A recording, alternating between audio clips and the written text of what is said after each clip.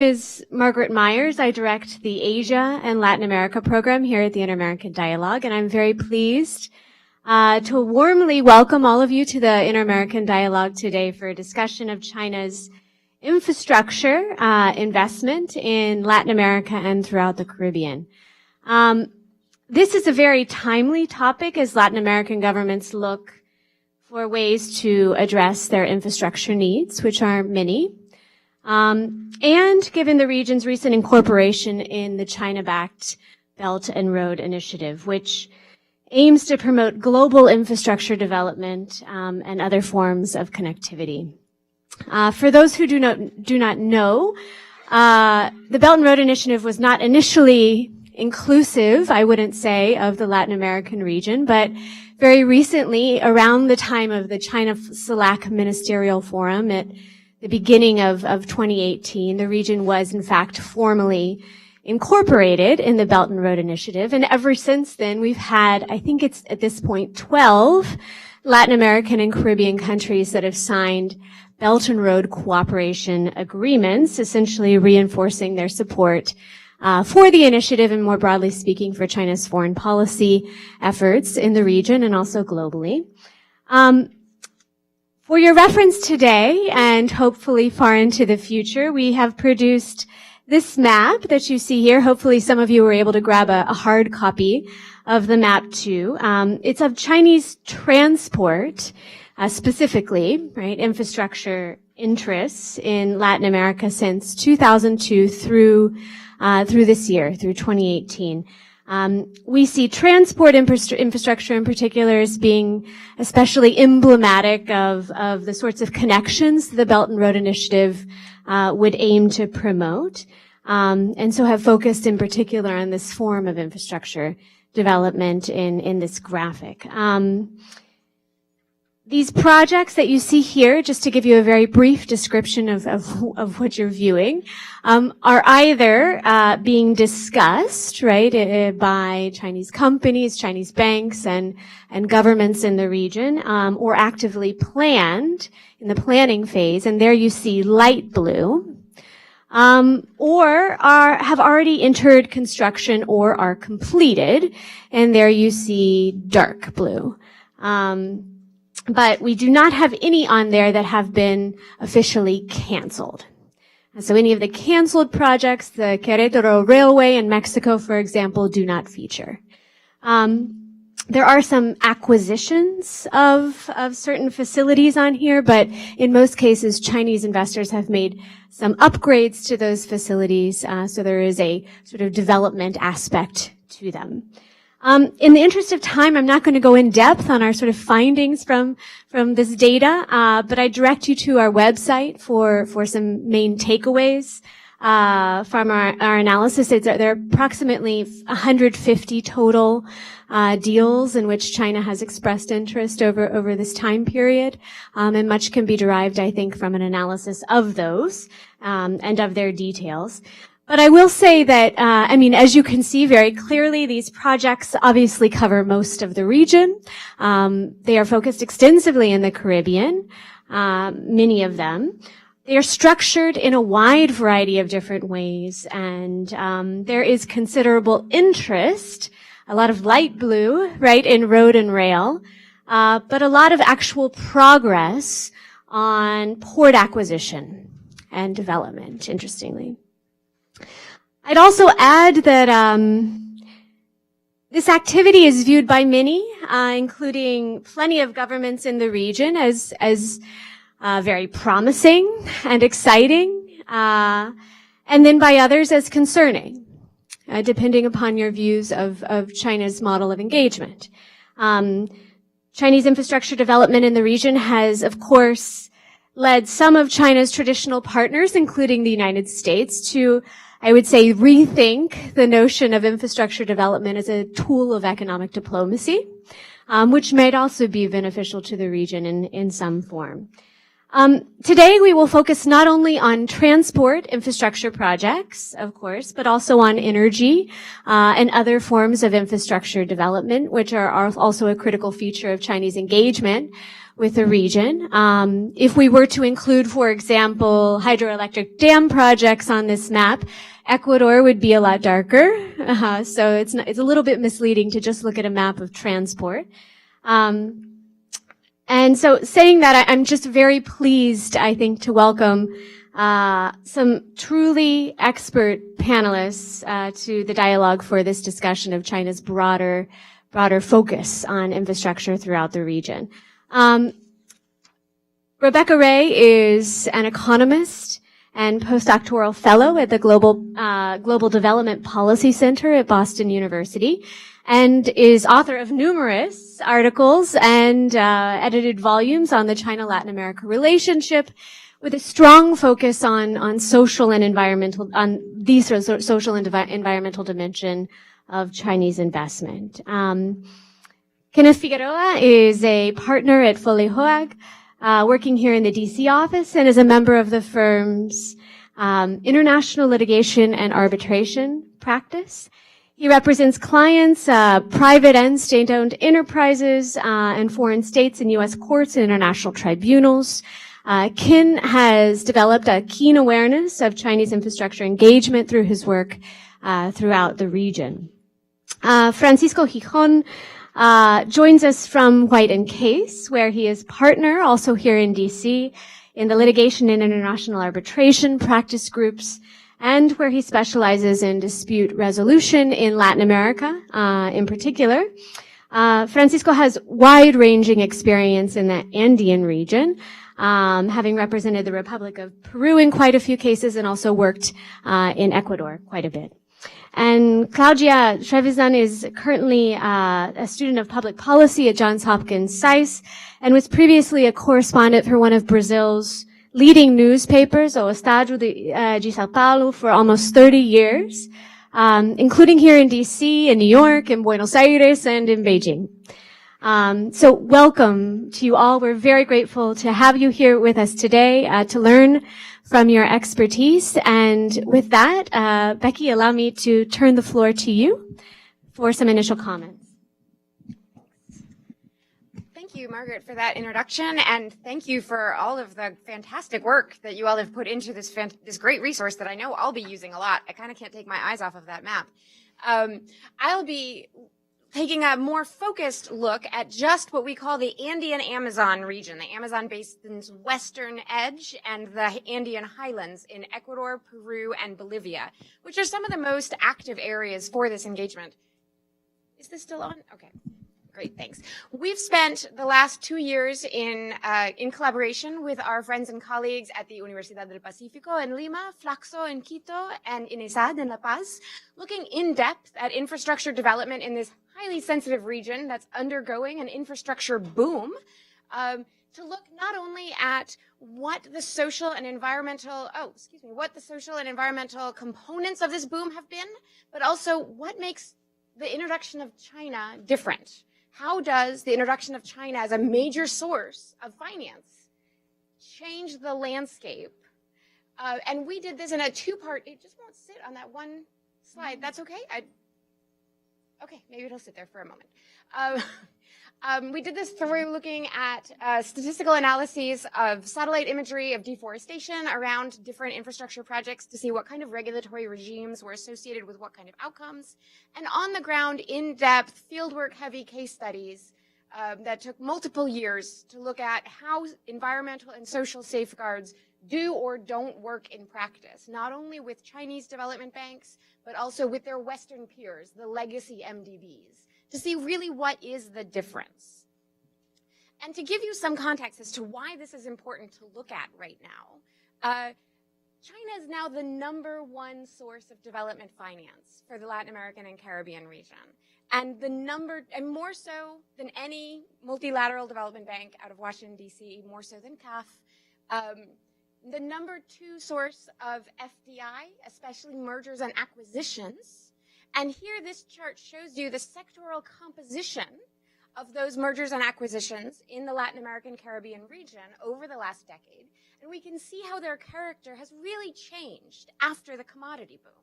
Those brown bars are extraction. And you can see that until the commodity prices peaked at the beginning of this decade, that was the dominant sector for Chinese engagement in Latin America. Since then, it's pivoted towards the infrastructure that can make that extraction profitable during volatile prices. So all of this wonderful transport infrastructure information that we just got from Margaret is an integral part of that and related.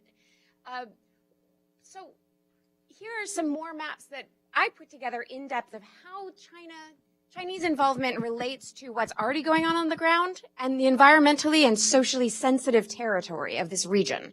There's a whole lot of detail, so I'll walk you through it one step at a time. But wherever you see the color green, those are areas of heightened biodiversity. So the darkest green, the richest part of the entire Amazon basin from a biodiversity standpoint, is in eastern Ecuador and the very northern tip of Peru. And wherever you see those orange stripes, those are indigenous territories. So the most sensitive regions in the Amazon basin really are found in the interior of Ecuador, Peru, and Bolivia. And then you see all of the infrastructure projects that all of the major development finance institutions, be they Western or Chinese, have pursued since 2000. On the left-hand side, the ones that are Chinese I've circled, and the new and pipeline ones over on the right-hand side. And I want you to just see your first impression of how things are moving and changing as we shift from what has been built to what is being built and what is currently planned. And this coordinates very well with what Margaret showed. When we look at what happened and has happened already in the past, we see mainly energy, mainly Ecuador, along the very edge of the Amazon basin in the Andean highlands. When we look to the future, what's currently in the pipeline, you can see it's shifted dramatically geographically, going further and further into the Amazon basin, diversifying across countries, and the colors of those circles have changed, indicating new sectors, more transport rather than just energy. So we see a shift into more and more sensitive territory and more sensitive types of investments moving forward. We see indigenous territories begin to be bisected by roads, for example. So more sensitive, more risky projects coming down the pipeline.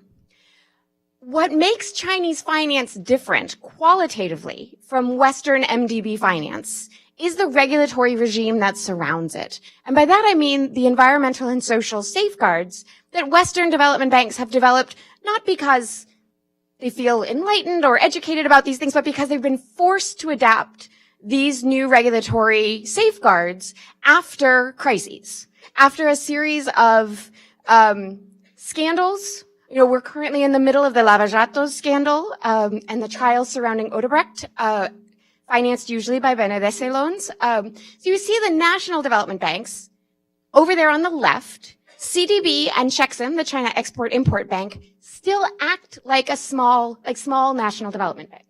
But they're hugely different from their peer, Benedese, in their scale. Benedese is not the number one provider of finance across the entire LAC region. China is. So they still haven't developed the regulatory framework that their Western peers that have been active in the region for a very long time and have learned by trial and error have established to protect themselves from environmental, social, and political risk. And so, for example, some of the most common ones include prior consultation, requiring a standardized process to meet the ILO 169 requirements of consulting with affected indigenous communities. Grievance mechanisms have become popular, even case-by-case grievance mechanisms. So all of this regulatory framework China hasn't developed yet, which leaves it in a risky situation as it approaches a pipeline full of projects that are more and more sensitive than what we've seen in the past. And safeguards do matter. So my part of this project has been examining all of that satellite data about deforestation. And I'd be happy to go into the econometrics and the statistics if anyone's interested in nerding out with me afterwards. But to give you a brief overview, areas right around these projects, within the influence of these projects, of all development banks since 2000, experienced deforestation at a rate about 4 times as high as the rest of the countries where they happened. However, whether or not there was a regulatory regime in place, either from the development bank or the country or both, it was significantly less. Those situations that did not have any guarantees for consultation with affected forest peoples had much more deforestation. So safeguards do matter. However, all of that rich fieldwork I started out by telling you about shows us that it's not enough, actually. We didn't find a situation in which Chinese finance projects always are fraught with conflict and deforestation and Western projects are not. We did not find that at all. What we found was that these safeguards, which look wonderful on paper, still falter in a myriad of ways. About their implementation, especially if there isn't a development bank holding a country accountable or vice versa. That what's really necessary in order to ensure the benefit of all of this transport infrastructure, which has the potential to increase living standards across the region, doesn't unnecessarily take away people's livelihoods, dispossess them of their lands or their livelihoods, or cause environmental harm. And so the only way to maximize those benefits while mitigating those risks involves engagement by both the bank and the country to establish a system to hold each other accountable for the standards that you've established on paper.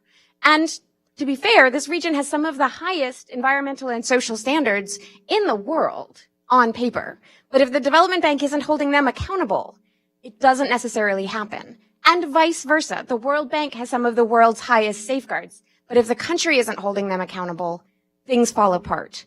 And so our recommendations coming out of this project is that it's quite clear that while China's presence may be very valuable, in order to minimize those risks, they're going to have to develop the regulatory framework that their peers were forced to develop because of scandal. And it would be great if they didn't have to pass through those scandals before they did so. Thank you. Thanks so much, Becky.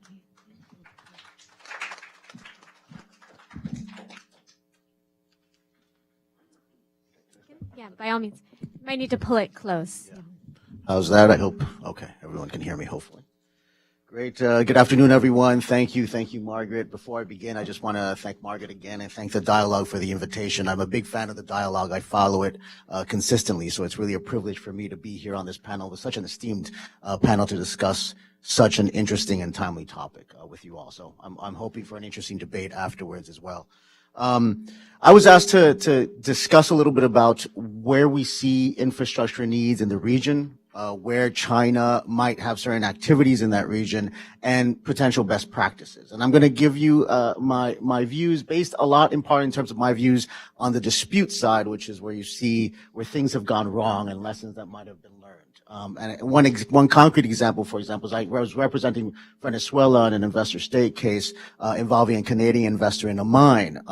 One issue that developed during that case is that the mine in dispute and all the construction that related was later on licensed off to a Chinese company, to China Railway, in fact. And so China has been present throughout a lot of the disputes that I've seen in Latin America, precisely because of its ability to quickly finance and its ability, I think, to not be risk averse, right? I think most other Western companies may have stayed away from that mine precisely because it was subject to litigation and subject to international arbitration, and yet China Railway was very willing to step in and develop that project. But let's get back to the, start my time. I'm a little bit behind now.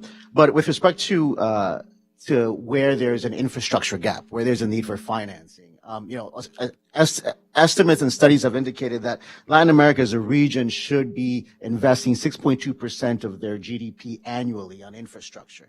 And according to the UN Economic Commission for Latin America and the Caribbean, in fact, the region only invests 2.3%. So there's a clear gap in financing, and that, of course, results in a clear gap in upkeep of existing infrastructure and the failure to develop new infrastructure. And that has important implications because this infrastructure impacts very important economic sectors for the regions that require continuing investment. And this includes energy. And a lot of these areas that I'm about to go down are areas where Chinese companies are already active in terms of investment and where Chinese loans have been provided. And so that includes energy. And you see a lot of that activity primarily in Brazil, which receives a lot or probably the bulk of Chinese financing on infrastructure. particularly on energy and oil and gas related projects. And oil and gas, like I said, Brazil, Venezuela was a large recipient of investment up until recently, which says a lot also about the fact that Chinese financing is not ideological. It's much more pragmatic in nature, and that addresses a lot of some of the concerns that people may have with respect to the politics behind this. It affects transportation and transport, roads, railways, and airports, and we have seen that both in Costa Rica, where there was problems with potential railroad development, the high-speed railway to Querétaro in Mexico, and also the airports in Trinidad and Tobago in the Caribbean. And finally, maritime ports and canals. The big project out there that's always discussed is the Nicaragua Canal. Apparently licenses have been provided, but it's very much stalled for various reasons, which we can get into. And also elsewhere in Central America, there's a lot of development, as Margaret pointed out, in terms of artificial ports and port development there. So these are all areas that require infrastructure development and investment, for which there's a shortfall, and China and Chinese financing and investment fits the bill. Now, in terms of what do we see in the future going forward, particularly with the announcement of Latin America's increased role in the One Road, One Belt initiative. In terms of the literature that I've reviewed and general consensus in terms of political situation, I don't think the mega projects, the mega regional projects, will be constructed anytime soon, and there are various reasons for that. So I include in this the Nicaragua Canal, the Bioceanic Railway, which would connect Brazilian ports all the way to the Pacific in Peru, and would cut either through the Amazon or through Bolivia, or the initiative for the integration of regional infrastructure, so the highways throughout Latin America. These are fraught with regulatory issues, permitting issues, political issues. Nicaragua, for example, is undergoing political issues right now, and I don't think the Nicaragua Canal is anywhere near a priority at this point. And some financial issues, again, with respect to the Nicaragua Canal. The lead investor, Mr. Wang Jin, is currently facing some financial problems. So there's reduced availability of financing for some of these big mega projects. So where do we see Chinese investment in the future, in the near future? I think it's going to be primarily in individual national level projects, those that are already ongoing, as we saw on the map, and smaller projects that have already involved the kind of support and political support of the current administration. So I include there, for example, Argentina, which is another major source or major recipient of investment, the San Martin Railway, which is part of the Plan Belgrano in Argentina and has the full support of the Macri administration at this stage. I think that's something that we might see going forward. And along with that, the Santa Cruz Dam, which financing is related between the two, so one can't really develop without the other. So we'll probably see action there.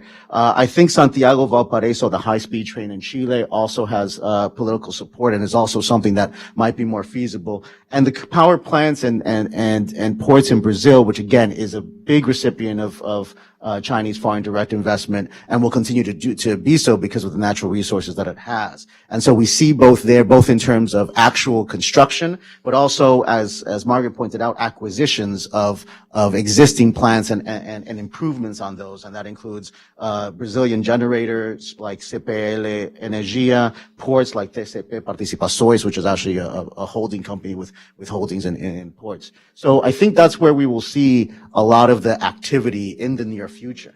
What are the best practices that may involve? One of the issues about foreign direct investments is, as was recently pointed out, is that it's perceived often, both it's perceived as a political threat by some areas, but more often it's also perceived as not willing or not having accepted kind of generally accepted standards, both environmental standards and social standards. On one side, that is true. On the other side, that's also one of the reasons why it's seen as attractive financing. And a lot of governments who try and get multilateral financing often face a lot of bureaucracy tied to that. And if there are any issues related, there's a lot of delays, a lot of approvals, a lot of reviewing of plans and feasibility studies. So that's one of the things, I think, one of the biggest problems and impediments where we see Chinese investment getting into problems and where we see issues involving failure to complete some of these projects.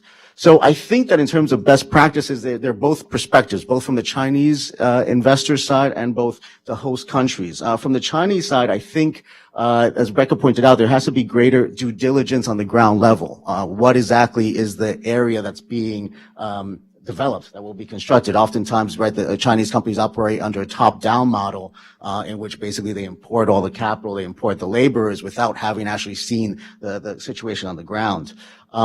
Greater attention to guidelines, environmental and social policies.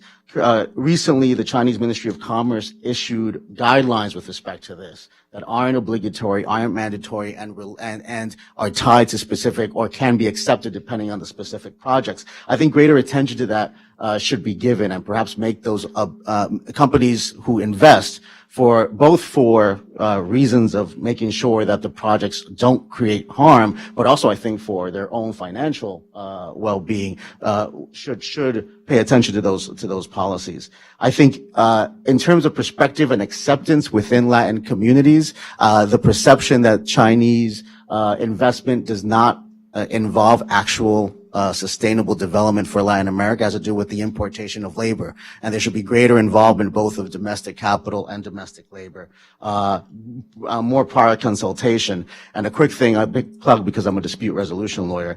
Dispute resolution. I think that's important because what's interesting is that China has actually made it very clear that it's willing to play according to the games of international law. In other words, they're going to follow the rules. They are a member of ICSID. They have signed investment treaties. Actually, China has a short list of Chinese companies that advise it with respect to investment planning and investment policies. And I think that's promising because what it means is that to the extent that a lot of these will result in disputes, these disputes at least have a pacific way of resolution. And oftentimes, actually, what we see with respect to China is that these actually don't go to full-on disputes, but oftentimes are settled or mediated long before, and I think that's an important point. And finally, to close out with respect to the Latin American perspective, I think that Chinese investors, it's in the literature and in my experience, they take the legal regime as they see it, right? There's no effort to try and improve it, as maybe Western investors have, as the World Bank and other multilateral financing tries to do. They take the regime as they see it, and so if they're giving licenses in spite of environmental issues, they will take those licenses and move forward. I think there has to be greater attention to both domestic law and domestic regulations. And finally, with respect to transparency, anti-corruption efforts, which is what torpedoed the Querétaro railway issue, there has to be greater emphasis in terms of anti-corruption efforts. I think if those items get done, and it's a long list, but I think we would see a lot more of this development that might actually be sustainable in the region. So thank you. Thank you so much. Francisco. Thank you. Thank you, Margaret, and I'd like to thank the dialogue also for allowing me to be here with you today and speaking on this distinguished panel. I'm going to pick up a little bit on some of the things that Kenneth just said, focusing on the dispute resolution side and the legal framework for investment. Just to give you a little bit of background, I've represented states and investors in Latin America, including Chinese investors. That said, everything I'm saying here is entirely my own views and can't be attributed to any of my clients or the firm. I do think that it's interesting having seen both sides of the coin. It really helps in terms of advising an investor if you know what the government's position or their viewpoint is, and vice versa. And what we've seen when it comes to advising governments with respect to Chinese investors or Chinese investors with respect to Latin America is that, on the one hand, the issues are very similar to what you would see with investors from anywhere else. But on the other hand, the consequences are very, very different. And one of the reasons is the framework in which these investments takes place. I was in Lima in November 2016 for the APEC conference. And we were having meetings downtown in the Ministry of Economy which is one of these old colonial buildings in the center of Lima, beautiful, looks out onto these cobblestone streets. It's great. And we were having disputes meetings in connection with a investment dispute brought by a U.S. Company. At the same time, the APEC meetings were going on, and the hubbub in Lima was the U.S. was not there. I mean, they were there, but you could not have known that just by walking down the street. On the other hand, China was there. President of China was there. There were Chinese flags right next to the Peruvian flag on every corner. There was a huge event in the main plaza of downtown Lima to celebrate the Chinese-Peruvian relationship. And for me, it was a huge disjunct, because on the one hand, you saw these American companies really buckling down, we're going to sue Peru, we're going to try to, this is disputes. And then you saw China saying, no, we're here for business. We're here to bring money in. China had just passed the U.S. as Peru's #1 trading partner, and it was a completely different attitude. And I think that really set the scene. That kind of is the image that China has in Latin America. And to some extent, it's based very much on reality. On the other hand, Chinese investors also get into disputes. And the problem is when the focus is so much on, well, let's just bring in the money, let's get the project done, when the dispute invariably arises, because they do arise, how do those get solved? Kenneth mentioned that China has been very open to dispute resolution, and that's true. China actually is one of the countries in the world with the most investment treaties. Unfortunately for China and for Chinese companies, China may have been too early an adopter into the investment treaty system. So it started signing investment treaties before anybody else. And in the 1980s, it signed a series of investment contracts before the jurisprudence on investment treaty disputes really took off. And so a lot of those investment contracts are not nearly as developed as what we've seen in later years from Western countries. And so one of the things that we've noticed with Chinese investors is when they get into disputes in Latin America, what is the solution? Mediation, negotiation, I think those are great dispute resolution mechanisms for anybody. Unfortunately, they are sometimes the only choice the Chinese investor has, because the Chinese companies may have very limited dispute resolution options. One example of this is the Argentina-China BIT, which has got to be one of the weirdest investment chapters or treaties there is, because it has two very different provisions on arbitration, one applicable to China and one applicable to Argentina. Whereas Argentine investors in China, which I don't have those numbers, but I can't imagine it's all that many, potentially can bring a whole slew of claims against China if they ever have to. Chinese investors can't. They are very limited in what they can do, and this is just a factor in a lot of the Chinese treaties. Many Chinese treaties, for instance, only allow expropriation claims. And what any arbitration lawyer will tell you is, if you can make an expropriation claim, that's great. But those are also very hard claims to bring. Many times arbitrations are going to turn on a whole series of other protections that have been built in to either the concept of international minimum standard of treatment, fair and equitable treatment, non-discrimination provisions, all of these things which Western companies kind of take for granted. Chinese companies can't do that.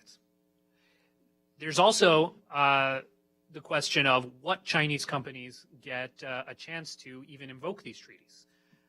One thing that we saw for a while, doesn't seem to be as much of a problem anymore, was that a lot of these investments were being channeled out of Hong Kong, just as the way Chinese companies were being structured. And there was an open question, and there may still be an open question, as to whether Hong Kong companies were able to take advantage of China's treaties. That seems to be have been somewhat resolved in recent years, and it's, you know, the SACs have, SARs have been able to get some protections under the Chinese treaties. There was a famous case in Singapore a few years ago, the Sanum case, which recognized the rights of Hong Kong and actually Macau entities in that case to be able to take advantage of China's treaties.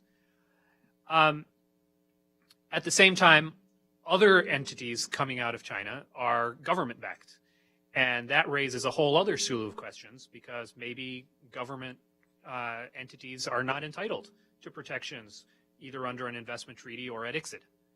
And what all this does is it creates a sense of uncertainty. And so what happens in a country like Ecuador, where for many years China invested heavily? Ecuador was a very difficult regime for, as many of you know, during the Correa years.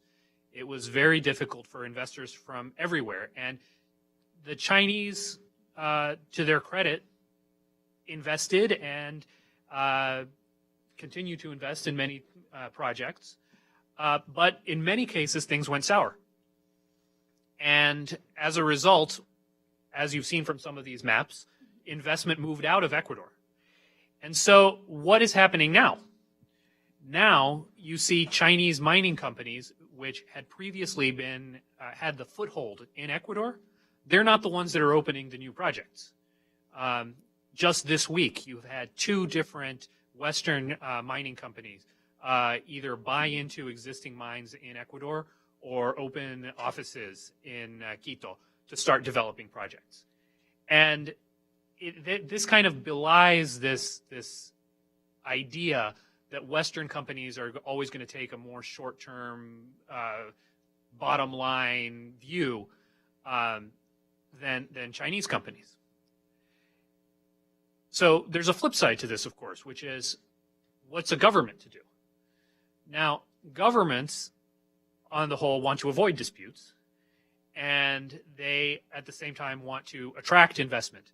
And they've been more than happy to bring in Chinese foreign direct investment and to avoid disputes with Chinese companies.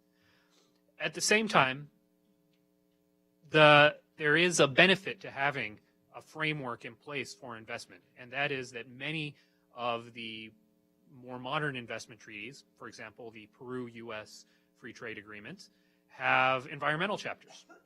And to the extent that governments are trying to balance the needs for investment with their desires to protect environment or social communities, et cetera, it helps to be able to say, well, the investment has to take place in this context. So I think the bottom line is China has a massive potential in Latin America. It also has barriers. And it also appears that some of those barriers might be overcome by entering into agreements. Those agreements may also be worthwhile to countries in the region. And so you have a confluence of interests. And then all of this, not to talk of the stalking horse, which is the United States. The U.S. is behind every single discussion about China in the region. You can't go to a meeting with U.S. diplomats who are stationed in South America without them somehow bringing China into it. And at the same time, you can't have a talk about bringing in Chinese investment without someone saying, well, how does this impact the relationship with the U.S.? Right now, this is a great opportunity for Latin America. And the reason is, to some extent, Latin American states can play the two opposing sides against each other.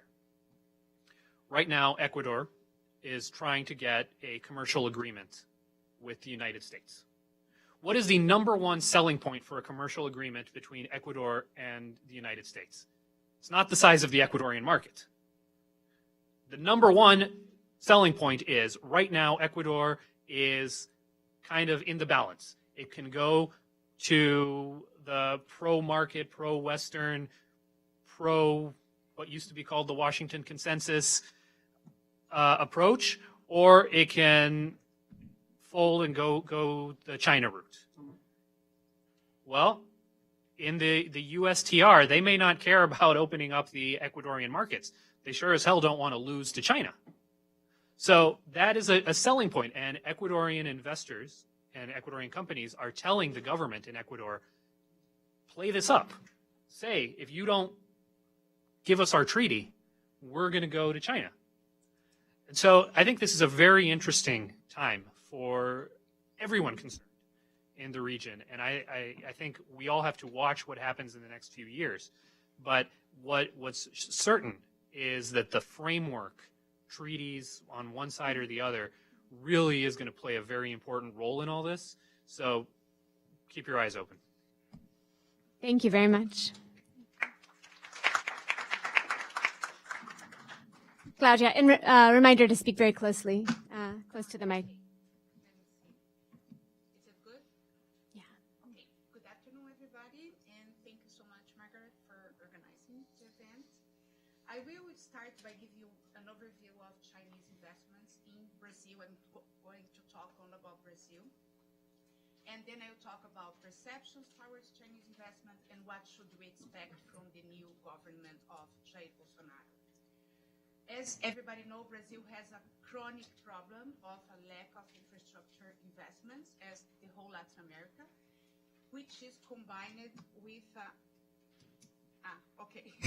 combined with a very fragile fiscal position, which prevents the state to make investments in infrastructure. At least since 2004, there was a lot of talk in Brazil about Chinese investments in infrastructure, especially in logistics, in railways, in ports that could make the exports of Brazilian commodities to China more efficient. But during one decade, nothing really happened, or nothing really happened in a large scale. This changed in the last 4 to 5 years, especially since 2014.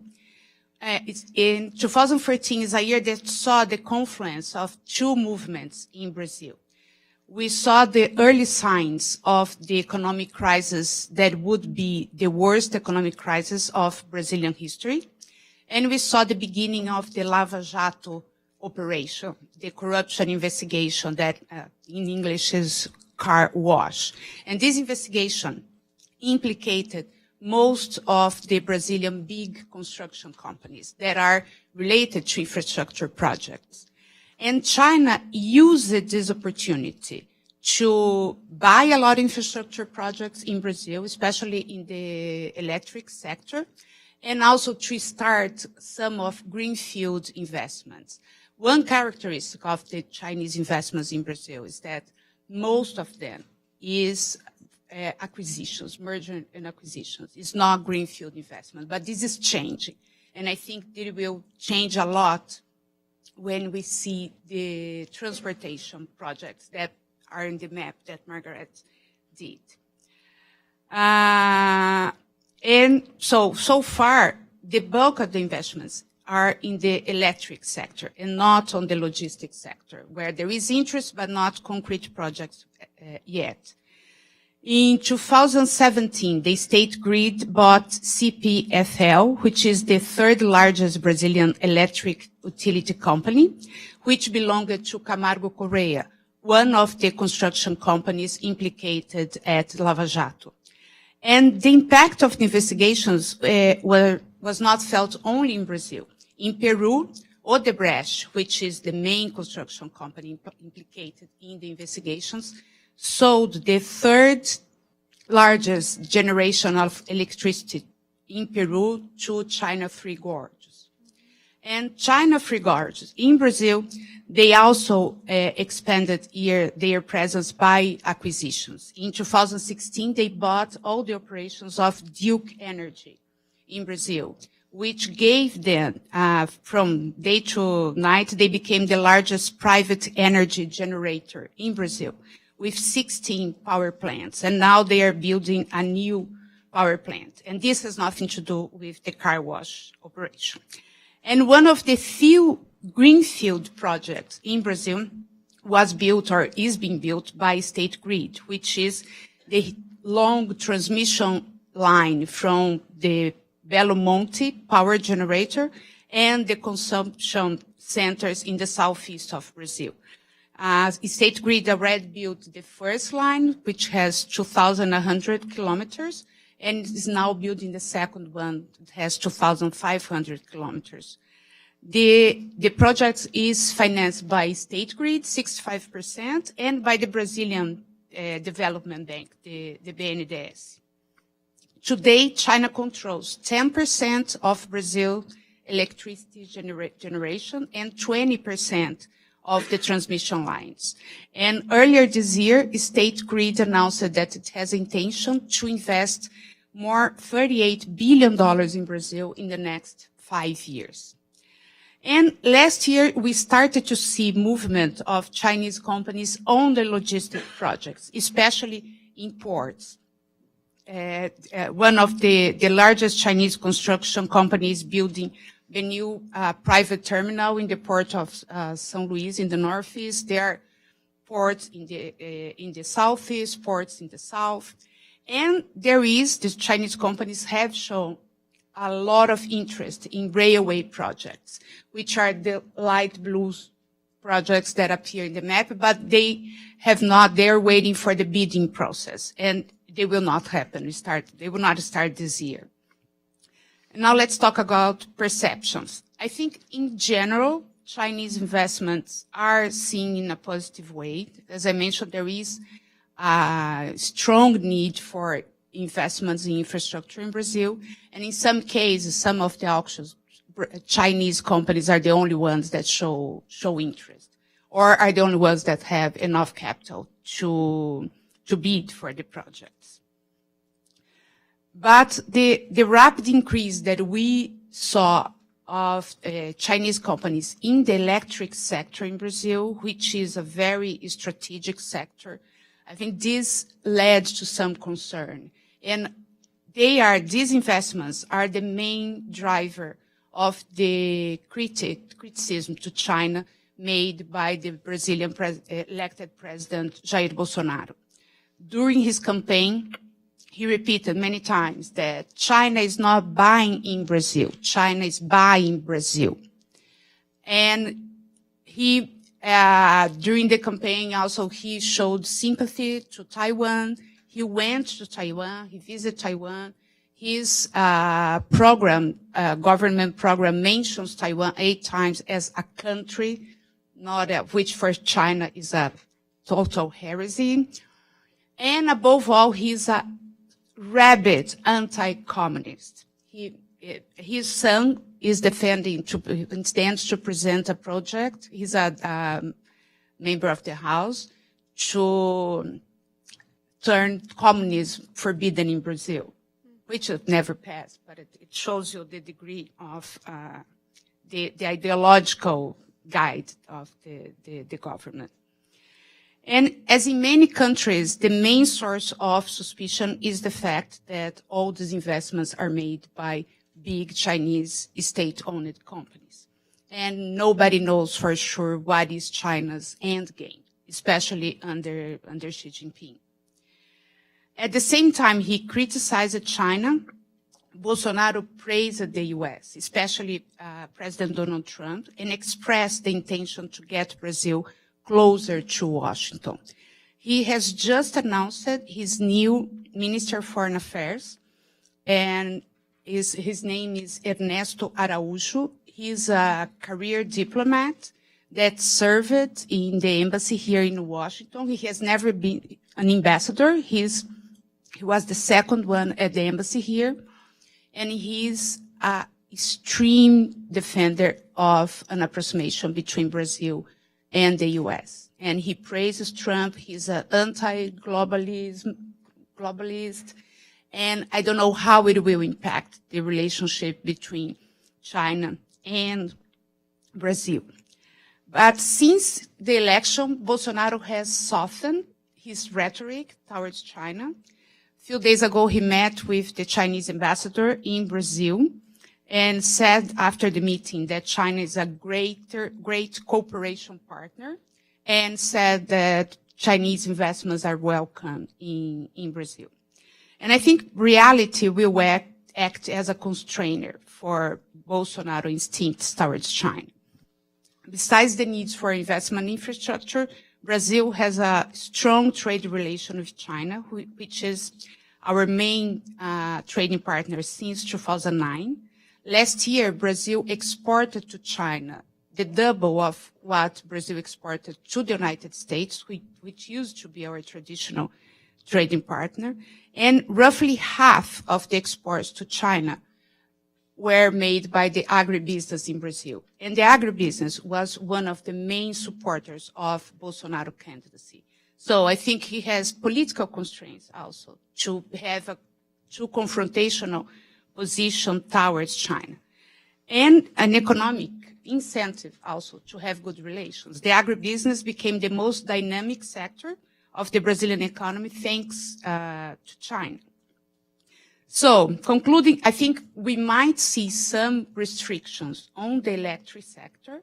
Bolsonaro said clearly that he did not want to see Chinese capital in the privatization of Eletrobras, that it was planned by the current government. You don't know now if Bolsonaro will go on with the privatization and establish rules that restrict Chinese participation, or if he will simply not do the privatization. But I think the tendency looking forward is an increase in Chinese investments in infrastructure, an increase in greenfield investments, especially in railways. Terrific. Thank you so much, Claudia. Thanks to you all for the excellent and very complimentary comments. I think we've heard about a lot of different sort of aspects of Chinese infrastructure engagement, including the challenges that Chinese companies often face when engaging with the region. Allow me to ask just a couple of questions to get us started with the discussion, and then we'll open up to the audience. Becky mentioned that there's a very important role for development banks, China Development Bank in particular in this case, and in some cases also Exim Bank to play in holding potentially governments accountable and also companies that they're financing accountable, and also a role for local governments to play in holding companies accountable, monitoring their operations, and enforcing, high standards. But there's also a role for the companies themselves to play. And often you see, some of the better performing multinationals at least implementing their own sort of high level standards that they've developed over the course of many decades, in order to ensure, long-standing, long-term and profitable operations. Do you see progress, at the company level? Do you see some companies performing far better than others? And if so, why? And can we expect much more from Chinese companies, especially when the incentives still seem to be largely profit-driven? And by that, I mean a lot of cost-cutting, right? And also time-driven. There's considerable incentive to get things done on time, because that's the way in which Chinese companies, especially state-owned enterprises, are often evaluated by SASAC, for example, which is responsible for supervising them. So what's happening at the company level? Are we seeing any movement there? And then secondarily, and feel free anyone to answer either of these. A few of you have said we can expect more engagement in the coming years. But to me, it's been much of a surprise that Latin America finally has been incorporated in the Belt and Road Initiative, despite the fact that we've seen a lot of infrastructure and other connectivity type work ongoing for many years. Latin America was included after the Arctic. Pretty much the entire world is part of the Belt and Road Initiative at this point. But is China overextending itself here? Should we be worried about that? And should we be worried about big sort of attention attracting failures if due diligence is not in fact done, such as in Sri Lanka? I don't know if we call that a failure or not, but certainly it's not been well interpreted, right, by the international community, or in Malaysia where projects had to be canceled because of debt concerns. Are we going to see big examples like that in Latin America? And if so, is that something China should be worried about from a reputational risk perspective? So any thoughts on either of those? I suppose we could go in the same order? Yeah, by all means. Okay. Thank you, Margaret. That was a great question. Two great questions. I'm going to direct my attention towards the second one. One of the things that we didn't talk much about on this panel, either myself or any of my fantastic co-panelists, is the role of civil society of holding all of the other actors accountable, whether they be journalists or environmentalists or indigenous communities or labor unions. And in Latin America, it is at your own peril if you underestimate the power of civil society. And I think that Chinese companies sometimes come to Latin America without understanding the historic power and mobilization capacity for civil society in the region. And so when we see some larger projects that have been canceled, be it the Nicaragua Canal, or be it, which is not formally canceled, but what we might call a zombie deal, one that may appear to be alive, but is probably dead inside, or the Bi-Ocean Railway. What ground those to a halt was civil society to a great extent, pointing out over and over and over again, in some cases, the ways in which these projects were incompatible with national laws protecting communities, protecting ecosystems. The Twin Ocean Railway, for example, really ground to a halt when DAR, one of the main environmental justice groups in Peru, publicized parts of the pre-feasibility study done by Chinese engineers showing that crossing the border between Peru and Brazil was in fact possible, although difficult from an engineering standpoint, but would require the change or elimination of a large number of indigenous protection laws on the Brazilian side, because it would have to go through territory of uncontacted or voluntarily isolated indigenous communities. This kind of civil society accountability has been the unspoken context in which all of this is happening. And that does not mean that Sri Lanka can't happen here. If the political situation in Nicaragua hadn't exploded for other reasons, that fight may still be ongoing. But that's another, I think, important arm of accountability that we haven't really given as much space to in this conversation as we should. And I just wanted to bring it to the forefront and say, well, there's something that Latin America has that we may not see in some of the other contexts. I get phone calls from journalists looking for the next Sri Lanka, looking to know, well, where's the next catastrophe going to happen? And my answer has been, when we look at what has happened to date, well-mobilized, well-organized civil society that has successfully fought for and won legal protections at the national level has won those because they're so well-organized. And so the context is very different socially here, and that may be a buffer. However, that's not, if that's your big guarantee, oh, well, the activists won't let her just do something devastating, that's perhaps not as great of a guarantee as we would like. So for everybody's standpoint, of course, we're still advocating for countries to live up to their own standards and for China to learn from some of the mistakes of their peers. But it is an important element, I think, in the stew. So yeah, I'm gonna try and answer the questions in reverse order. So the first one also whether or not China is overextended. I think part of the thing that we have to understand is also kind of like the political economic forces behind the BRI and behind the investments in Latin America in particular, right? I mean, China is this tremendous market with a tremendous amount of surplus capital that actually needs to export, right? Otherwise, it's going to lose within its own market. At the same time, it's hungry for natural resources, particularly Latin America, oil and gas, some foodstuffs like soy. It's tremendous a need for these things. So the BRI in general and and China's investment in Latin America really is driven by this perspective of let's facilitate the trading relationships that already exist, right? So let's get the ports in shape. Let's get the railroads available so we can quickly and cut costs precisely in order to get whatever assets we need and get to our shores. At the same time, China also has a lot of capital reserves. So it's Chinese companies, it's particularly state-owned companies that get a lot of this capital to begin with, aren't necessarily afraid of suffering losses. Because there's the sense that they will continue to be financed. There's a surplus. And so there's a threat there, a little bit of moral hazard of maybe overextending themselves, but without necessarily, the awareness of risk that you might see other companies, take on.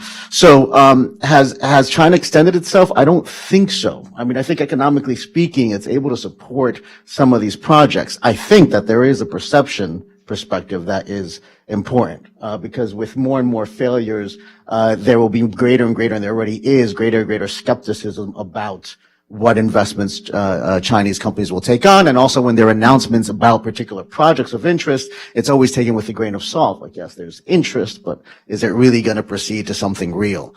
So in that sense, I think that is important, but also at least in the economic literature with respect to this, there's also a sense that it's a learning exercise for a lot of Chinese companies who are investing abroad for the first time. And a lot of these construction companies. So in some sense, they haven't developed this internal kind of protections about, making sure they communicate with the local, community and making sure that they're following certain protocols because they haven't had to do it in China and they're doing it for the first time abroad. So I think to the extent that, you see some of these failures, it's because these companies haven't taken into account, but I think we might see less and less of that the more as time goes on. And so with respect to your second question then, at the company level, I think that on some levels, there are some improvements with respect to some companies. It tends to be those companies that have already been active for some time. And particularly in a particular region or a particular sector, you see them engage in ways that probably more approximate what we would be used to, with respect to U.S. investment or European investment. So that's my answer. Thank you. I second, I think, these comments. I think with respect to the corporate responsibility point, the interesting thing is Latin American corporations are world leaders in terms of corporate responsibility. I'm thinking of companies like Bimbo in Mexico, which, their social responsibility programs are amazing. And you do see that in Western corporations in general, and also in Chinese companies. I think we've seen it in some of the port companies we've advised where, they're not just focused on the infrastructure. Part of it is they have built into their contracts, social programs that they invest in as well in the port cities. I think that, Becky's point about the role of civil society, I think that is critical. And I do think that it's something that doesn't get enough attention, especially what we've seen in the hydro projects in Central America. I don't want to overstate that as a problem for Chinese investment, however, because I think Western companies are also facing similar challenges. And in that respect, Chinese companies may actually have a built-in advantage.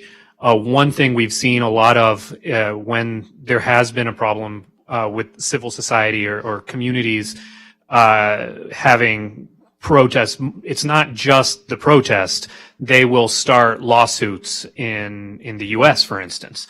And so you've had that coming out of Ecuador, Peru, Bolivia, Chile, I think, where you've had lawsuits in federal court in New Jersey, and that those can be treble damages, billions of dollars of environmental issues, and that's something that U.S. investors have to factor when they're deciding to invest, which Chinese companies probably don't, or not to the same extent at least. And so when there is that initial risk balancing, they have an easier time going into these more difficult markets. I think the question, if they are over expanding, I think maybe economic, no, but I think politically they might be. I think the Belt and Road became this almost a geostrategic component of the Xi Jinping foreign policy. And I think the fact that almost all the investments are made by state-owned enterprise is a source of concern. And we are seeing backlash in Southeast Asia and in Brazil. The reaction of Bolsonaro, the Brazilian elected president, is a backlash against the fact that the investments are made by huge state-owned companies. And this is a parallel to that. We are seeing an increase of the Communist Party role in China and the Communist Party control of these companies. And I think that is also a concern. We are seeing a reversal of the marketization, the part retreat that we saw. We are seeing the party becoming more and more interventionist in this. And so I think this is a probable source of conflict. Thank you all very much. Let's open the floor to questions. We'll take 3 to begin. One right here, please. And then Woody, and then right here. Yeah, and then I'll come over here for the next round. I think it's a mini comment and a question. My name is Roberto Troya. I represent WWF. It is clear that there are fundamental impacts on social and environmental aspects of the countries in Latin America. Based on what you have said, it's very clear. There are 3 things that are happening. One, there is the assumption, which is not true, that China doesn't have environmental laws or regulations. They do. There's a group that has compiled 19 of those, and it's being openly shared for people to understand what are those and what could they do if they are subject to any of such impacts. The problem, and that's the second thing, is that China, when they invest abroad, they use the principle of non-interference. And the third is they apply the principle of deference, which means that they will go with the national law. They will abide by the national law. And that means that if the national law and the courts and the systems is corrupt, situation will not be better. It will be worse. So I would like your comment about how does corruption works and how does corruption enhances those social and impact, social and environmental impacts. Thank you. We'll go right here. Here you go, sir. Thank you. Uri Dadouche with Bruegel and OCP Policy Center.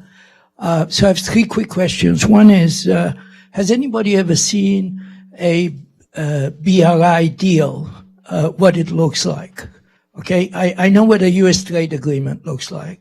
What is a BRI deal? You mean the cooperation agreements? Yeah, the cooperation agreement. What is in there? I mean, Francisco said, Mr. Jean said that, we have weak bids, bilateral investment treaties. Do the deals, the BRI agreements include investor protection? What are they exactly? Okay, that's the first question. Second question is there subsidization here?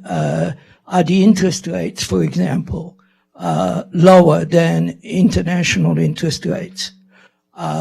What is the financial structure of a lot of these deals? Are they debt creating, or is it more of a build, transfer and operate type deal? The third question is, Claudia Trevisan talked about political resistance to the SOEs. Nobody talked about commercial resistance to the SOEs. Are American companies or European companies, for example, challenging the fact that these are state-owned enterprises that are operating? Of course, there's a big debate going on at the WTO level on this issue. What's going on at the commercial level?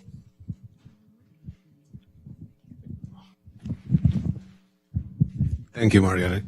My name is Guillermo Alborta. I am an independent consultant. I deal with issues of public sector development. And one of the issues that come across all Latin America is the strength or the encouragement of good selection of projects, public sector investment. Have you ever seen any company, any Chinese company that go through that kind of method to select projects? And have you ever seen any Chinese company that has been involved with private sector in Latin America that will follow those procurement rules to procure an infrastructure project? Thank you.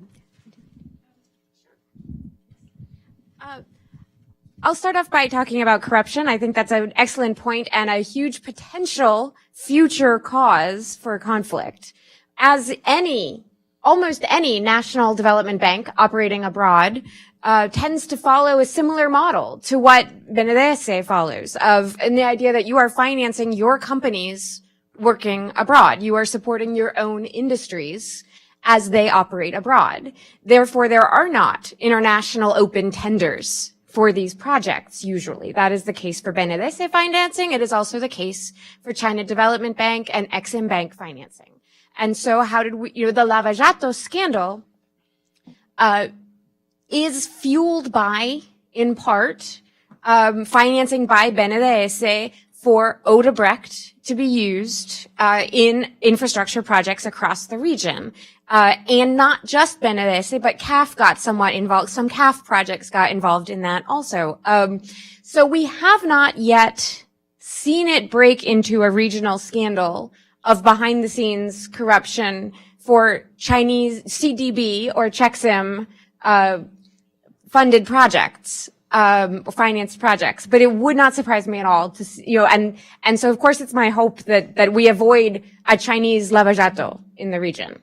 But it would be totally within the realm of possibility because that is the framework through which national development banks operate abroad.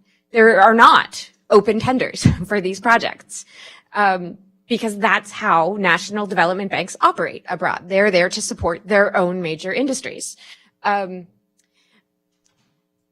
terms of, and this may partially answer your question in that with state-owned enterprises, very often we see the financing and the proposal, the tender, go hand in hand. A government may say, we're going to look for financing for this project, but you have to bring a contractor with you. Or we're going to look for a contractor for this project, but you have to bring a financer with you. This certainly helps when a country has a project that may be too risky, politically, economically, environmentally, socially, or from an engineering standpoint, for a traditional development bank to want to take it on. This certainly can speed up the process for those thorny projects.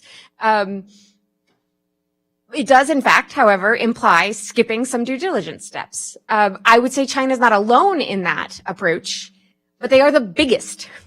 And so there's more potential for corruption or other due diligence related scandals to arise. And so it's something that we're watching and it's a potential that could happen. Yeah, I'll address first for both before moving on to the second question because they are related. That's a very good point. I think, as you saw, in terms of standards or gold standards, one of the things I mentioned was precisely that, transparency and corruption, precisely because that is the issue. If you take Mexico, for example, right, the Querétaro high-speed railway was derailed, so to speak, because the Chinese-led consortium had given a property to the president's wife, right? And then there were also apparently backdoor meetings with the foreign minister or minister of finance at that point, who that later became finance minister, with the consortium before the bid was awarded, right? So there were clear issues and questions that came to light, and people opposed that. I think that it is really important. I think though the onus is on, and this is, my own personal view, the onus is on the states, the onus on Latin American governments to set clear transparency rules and guidelines and laws to prevent things like Lava Jato from happening again, right? And so, like Mexico, for example, I think it's surprising what had happened, but has very good rules about transparency, and most of the bids for a lot of these projects, particularly for their offshore projects as part of the energy reform, were online, and you can see them, you can see what the proposals were. I think that's a model that can be improved, and that maybe should be followed. And along those lines, with respect to do the state-owned entities or Chinese companies follow procurement rules, I think again that depends on the government, that depends on the state. So to the extent that it's not required, they won't. Have I ever seen one? No, I haven't seen one. I can't say I have. I don't know if I don't know if the other panelists have seen it, but there is, well, I mean, in terms of, in Mexico, for example, with respect to the energy reform, there are 2 offshore bids that were done according to Mexican law and regulations and were required as part of the procurement process. So at least to the extent with respect to those 2 projects, I did not personally review the documents, but I know that they existed and they're online somewhere. So, yeah, no problem. But, I invite anyone else who have seen it, but but I think it depends on the government, it depends on the state. And so again, I think that's an issue that again is the onus on the Latin American governments to be able to set those rules up if that's something that wants to occur. Because as was pointed out, part of the Chinese investment policy is that we're not going to interfere, we're not going to impose external rules. And then finally, with respect to the second question, just quickly in terms of the debate with respect, and I'll only answer one part of that with respect to the state-owned entities and whether or not there's commercial resistance. I'm not aware of any particular commercial resistance to it, but I just wanted to convey that the issue of whether state-owned entities, what their role is with respect to this and whether or not, they can, how one interacts was something that actually was brought before ICSID in an investor state claim. In fact, a Chinese state-owned entity had invested in constructing an airport in Trinidad and Tobago. That project was derailed, I think primarily because of various issues, including with respect to civil society. That Chinese company sued Trinidad and Tobago under the bilateral investment treaty. And one of the jurisdictional arguments for Trinidad and Tobago was like, wait a second, this is a state-owned entity, right? This is in effect China, and they can't sue under these treaties, which are meant for private investors. The tribunal came out, determining that in this particular instance, that entity was operating in its commercial capacity. And so, you could go ahead and pursue its rights. So I think that's just a relevant issue in terms of state-owned entities and what their role is. I think that, again, it depends on the commercial situation and the individual government situation with respect to how they'll be treated. So I don't have a ton more to add. I have seen 2 instances, just personally, and I'm sure there's more, but one of them I can't talk about, and the other one's a really weird case. But if you want to look into the port of Manta in Ecuador, that one was a tender process that was initially won by a company out of Hong Kong. So I think that the issue of tenders and the procurement process is certainly interesting in Latin America.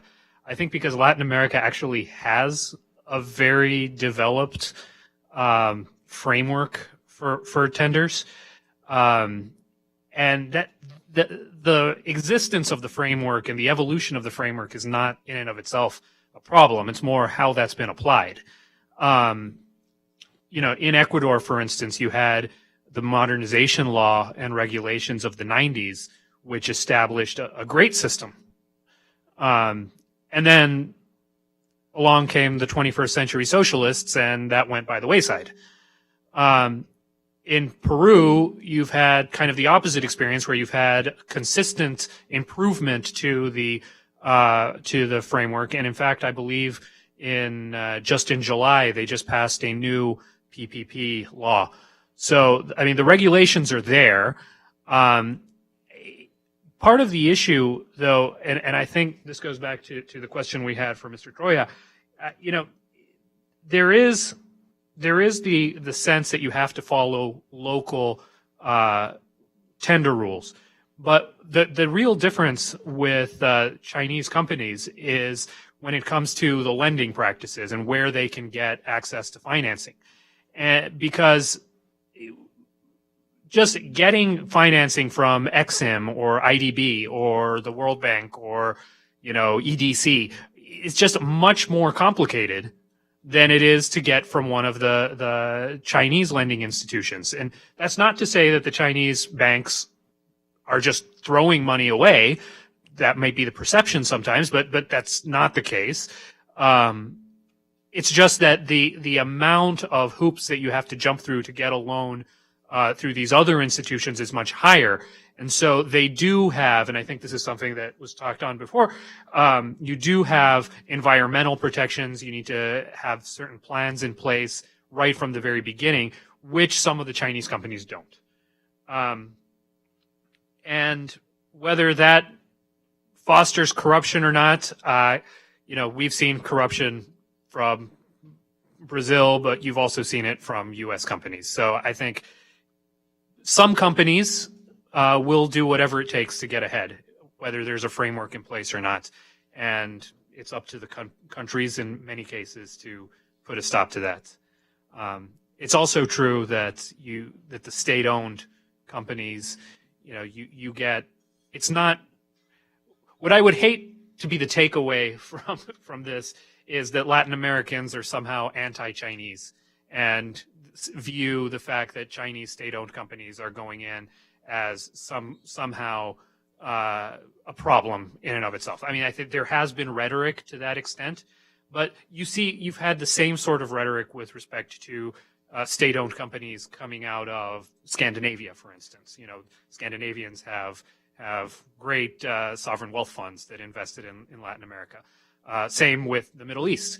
And also, resistance to sovereign investment isn't a purely Latin American issue.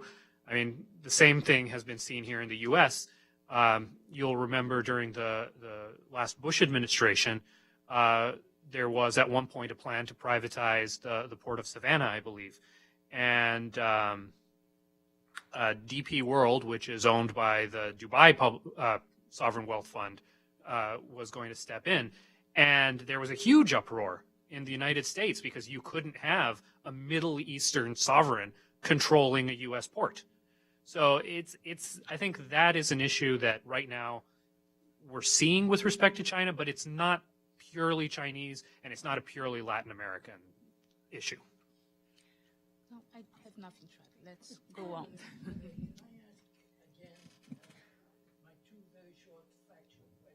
Let me respond to the factual questions. Is that okay? The BRI agreement? Is that? Yeah. I don't know if any of you have, there, I think there are now 14. Is that 12? 14. Oh, 14. I have not seen with my eyes a BRI agreement, but as I understand it, they're memorandums of understanding that are very, very broad. And that is on the one hand very good because these countries aren't promising much, but on the other hand is challenging for countries that are signing these because they could mean any number of things. But my sense is that for China, these are largely symbolic. It's an effort to get these countries to sign on to an initiative that's very, very important to China's image as a global leader, and just to broadly support this initiative. That's generally speaking, my sense. So, let's take two more questions and then I'll answer the second one offline. There was one over here and then we had this one. Oh, two more and then we'll wrap up. Thanks. Mark Corrado. I'm with USAID, but currently over at National Defense University. These views and questions are my own. quick question. Basically, does anybody know some of the return rates on some of the BRI projects? I know that closer to home, they basically lose money almost across the board, somewhere between 30 and 80%. So they're just not good investments in terms of that's not the reason people are doing them, obviously. So I'd like to know if you've seen that. And I would also, I say as we go forward, we should be looking kind of this idea about the overextension. Corporate debt in China is going through the roof. The reserves are cut in half over the last few years, propping up the currency. There's a lot of things to look at as they restructure, trying to become a more consumer-driven society versus the one that saved so much in the past. I think cash is a lot less fluid than I think a lot of people think, and I think this is pretty far from home. And there's a lot of other projects closer to home, and probably geopolitical concerns for them closer to home as well. So I'd be curious to see over time, to watch what you guys think these will look at. And then finally, really quickly, McKinsey put out a really fascinating report about Chinese investment in Africa a while back. And one of the conclusions, which I think surprised a lot of people, was that overall, and I know this is just transportation and therefore probably more state-owned enterprise oriented, but one of the findings was that actual private sector Chinese investment far outstripped SOE. And that the SOE model is one that's kind of going by the wayside a bit as they transition their economy. I'd be curious to know if you know that, just generally what percentage of SOE investment versus regular private sector.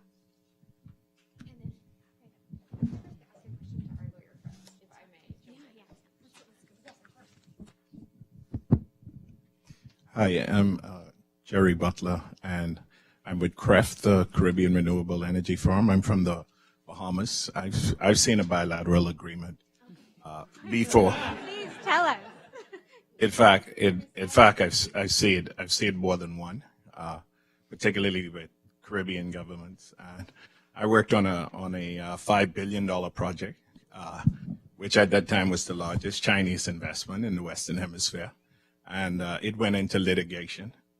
They took it to Delaware. The Delaware courts ruled that the local courts in the Bahamas had jurisdiction. Eventually, after about after about 4 years and regime change, you ended up with another Chinese developmental institution buying the project off another Chinese developmental institution, and a further investment in 2 more projects, also financed by China. And the whole discussion about it was one, there was a vacuum created by a lack of U.S. investment, and the U.S. looking internally on what it was doing as opposed to investing outside. And the Chinese filled that vacuum.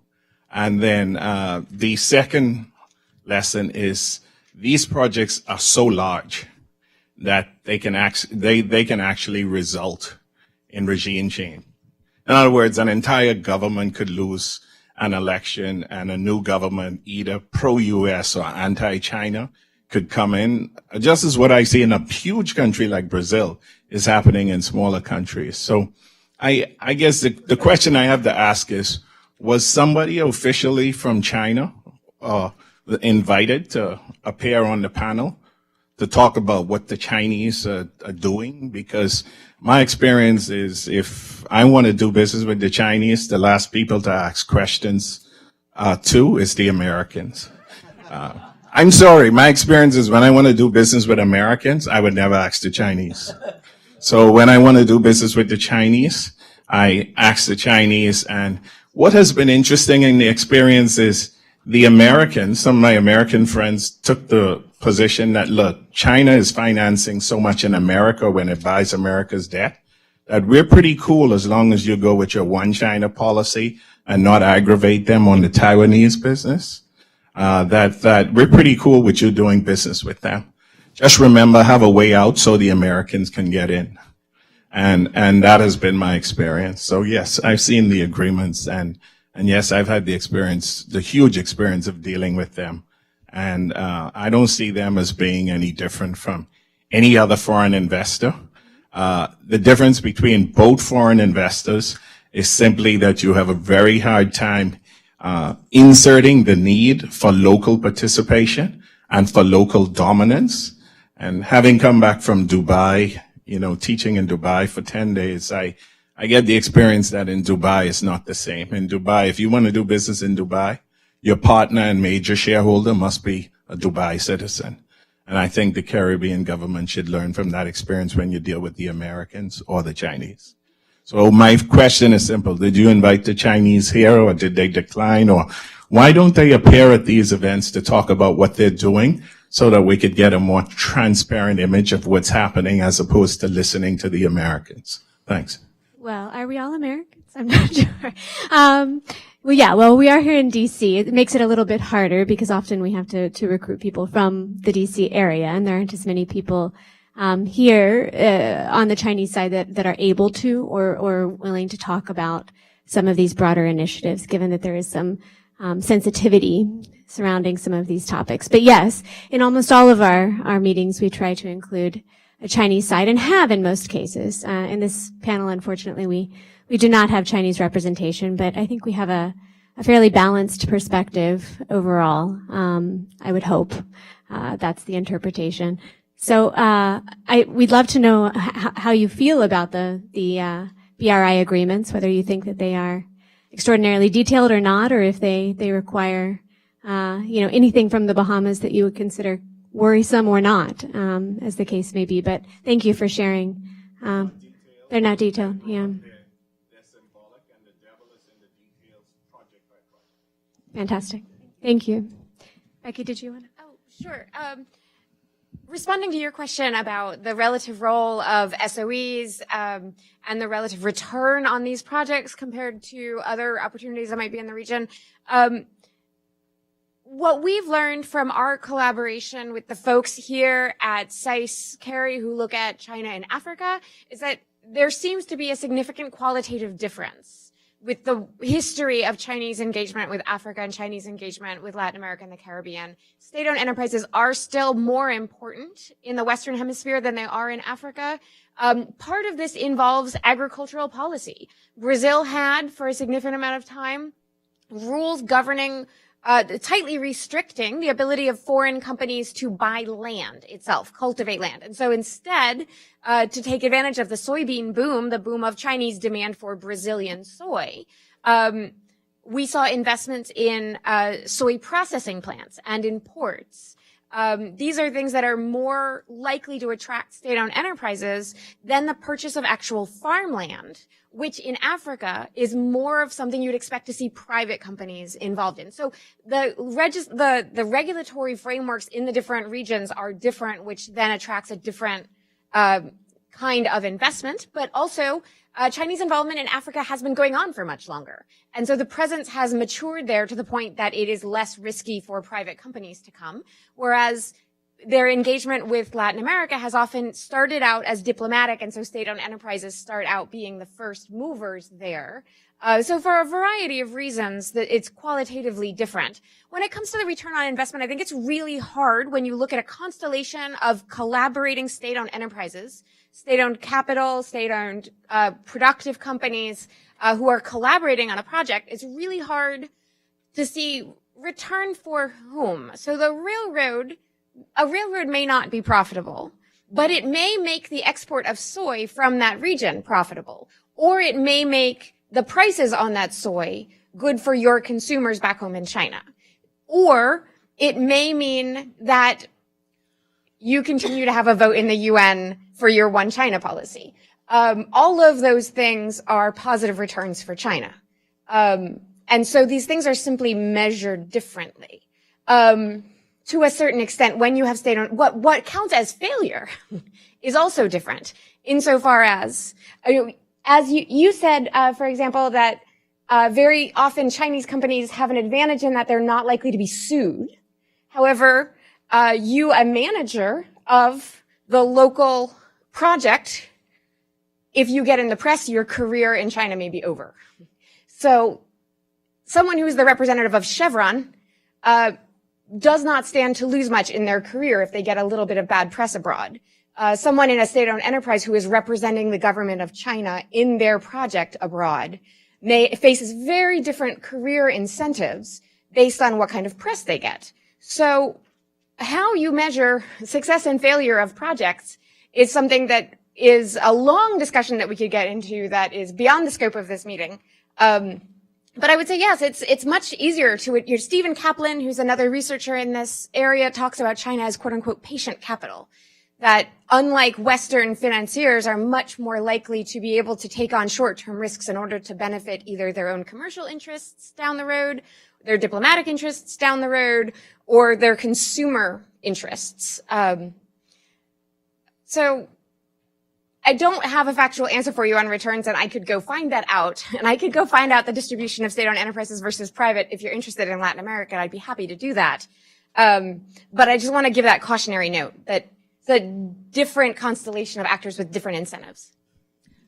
Some quick responses since we're running a little over time. I'm just going to quickly second that, and I think there's some important literature out there that talks about how one has to be careful about how you view these Chinese investments and not look at it from a U.S. perspective. In fact, there was an interesting study about investments in Costa Rica and how a lot of the state-owned entities who invested on some of the infrastructure there were not looking at it as other consortium who were bidding for the same projects were of what's its profitability between 3 to 5 years. They were looking at it on a much longer term basis, right? Precisely because the end goal is this road going to be profitable? It's exactly about the trade. It's how is this going to facilitate my trade relationship with the country? So I think so it's a different perspective. No, I just want to say, regarding the cash problem, I think there is a real problem of the growth in debt. But also the Belt and Road is a huge industrial policy, from the Chinese government. They have a huge excess capacity in steel, in cement and machinery. And these projects is a way for them to export this excess capacity. And I think Beck raises some interesting questions about what is the motivation of the investments and how you measure the return.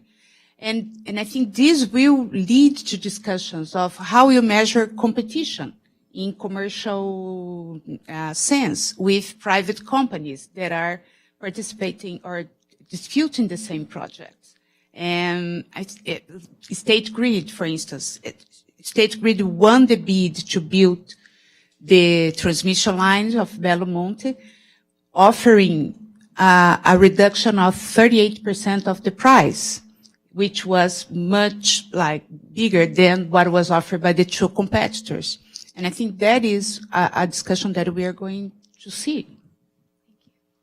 Thank you all. Please join me in thanking the panelists, and thank you for staying a bit over time. We really appreciate your questions and participation.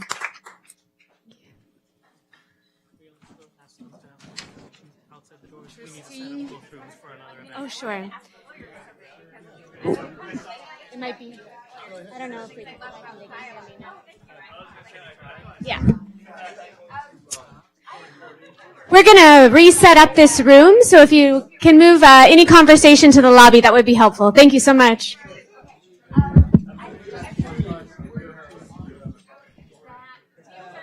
Sure.